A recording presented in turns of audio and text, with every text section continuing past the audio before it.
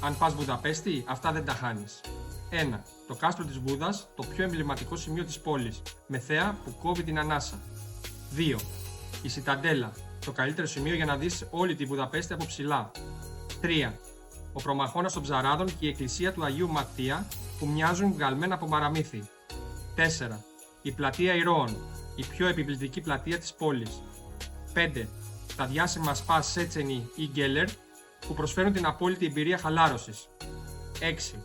Τα παπούτσια στο Δούναβι, ένα από τα πιο δυνατά μνημεία της Ευρώπης. 7. Το νησί της Μαργαρίτας, τέλειο για περπάτημα, ποδήλατο και χαλάρωση μέσα στη φύση. 8. Το κάστρο Βαϊνταχουνιάντ, ένα παραμυθένιο σκηνικό μέσα στο πάρκο, ιδανικό για φωτογραφίες. 9. Το Ουγγρικό Κοινοβούλιο, το πιο εντυπωσιακό κτίριο της πόλης, ειδικά το βράδυ. Ποιο από αυτά μπαίνει πρώτο στη λίστα σου? Για περισσότερες πληροφορίες δες ολόκληρο το βίντεο για τη Βουδαπέστη στο κανάλι μας στο YouTube.